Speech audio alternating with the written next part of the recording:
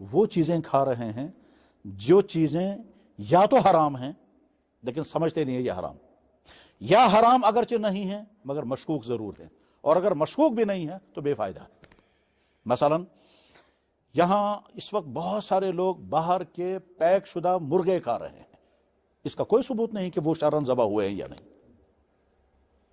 باہر کے بنے ہوئے کباب خرید کر کے کھا رہے ہیں، اور ہماری دکانوں پر خاص طور پر بڑے بڑے سٹوروں میں وہ باہر کے بنے ہوئے کباب، باہر کے بنے ہوئے رشتے کوفتے لا رہے ہیں، گرم کر کے کھا رہے ہیں۔ ہمارے پاس تو کوئی ثبوت نہیں کہ اس کو حلال طریقے سے ذبح کیا گیا یا نہیں، وہ کھا رہے ہیں لوگ۔ یہاں کے بہت سارے بڑے بڑے ہوٹلوں میں باہر کی پولٹری ذبح کی ہوئی پیک کی ہوئی آتی ہے۔ یہ تو یہیں کا مسئلہ نہیں ہے، تو دنیا کے بڑے بڑے ملکوں کا مسئلہ، یہاں تک کہ خود عرب ممالک کا مسئلہ بھی ہے۔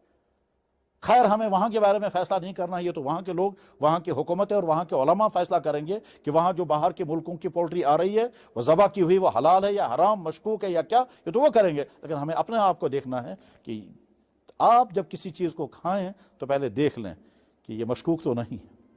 ہو سکتا ہے بہت سارے ہٹوں پر جا کر کے، جن ہٹوں پر جا کر کے آپ ٹیسٹ فل غذائیں کھا رہے ہیں، ان ہٹوں پہ جا کر پیزا ہٹ اور کیا کیا ہٹ ہوتی ہیں، ان پہ جا کر کے جب آپ وہاں وہ چیزیں کھائیں گے، ہو سکتا ہے وہاں وہ جو پیتھیاں آپ کھا رہے ہیں اس پیتھی کے اندر جو گوشت ہے وہ نہیں معلوم کیسا ہے۔ جبکہ صورتحال یہ بھی پائی گئی کہ جموں سے ٹرک چلا سری نگر کے لیے، اور اس میں مرغے تھے، راستہ خراب ہو گیا، بند ہو گیا، مرغے سارے مر گئے، انہوں نے کہا بہت بڑا نقصان ہوگا، تو انہوں نے آگے آ کر کے کسی کے ساتھ سیٹنگ کی، اور وہ سارے مرے ہوئے مرغے جو ہیں وہ ان کی گردنیں کاٹی، گرم پانی میں ڈالا، تیرے الگ کر لی، تیلے الگ کرنے کے بعد پھر کچھ کے بون لیس بنائے، کچھ کا کچھ اور پیس بنائے، اور پیس بنا کر پیک کر کے پھر مارکیٹ میں بیچ رہے ہیں۔ یہ تو یہاں کا، تو باہر کے جو مرغے آ رہے ہیں اس کا کوئی ثبوت نہیں کہ وہ شرعی طور پر ذبح ہوئے ہیں یا نہیں۔ بلکہ معاملہ تو یہاں تک ہے کہ بہت ساری کمپنیاں جن کے پاس حلال سرٹیفکیٹ ہیں، اس کو ضروری ہے پہلے یہ چیک کرنا کہ حلال سرٹیفکیٹ اجرا کس نے کیا ہے، تب ان کی چیزوں کے کھائیں۔ بس میرا کہنے کا من چاہیے کہ کھاتے ہوئے آپ یہ ضرور دیکھیں کہ طیب پاکیزہ ہے بھی یا نہیں، ایسا نہ ہو کہ آپ حلال سمجھ کر کھائیں اور ہوگا وہ حرام۔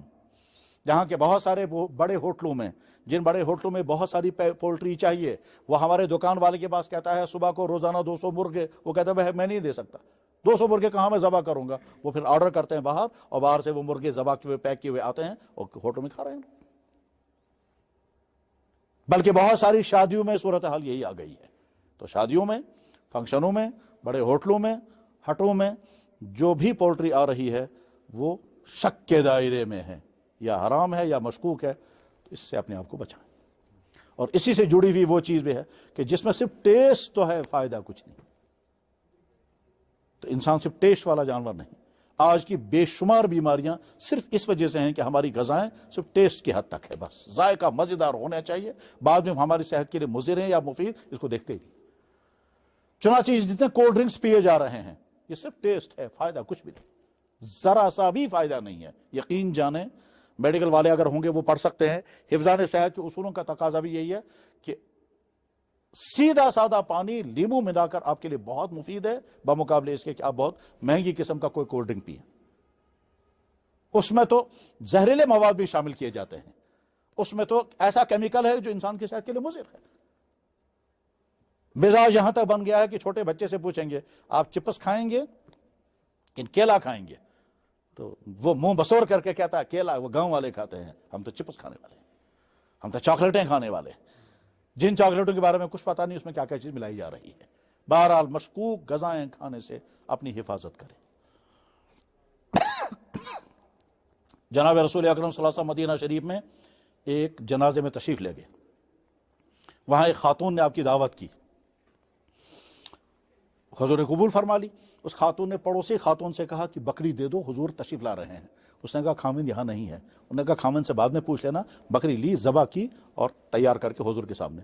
تو اللہ کے نبی علیہ السلام نے فرمایا یہ جانور مالک کی اجازت کے بغیر ذبح کیا گیا ہے، اس لیے میں نہیں کھاؤں گا۔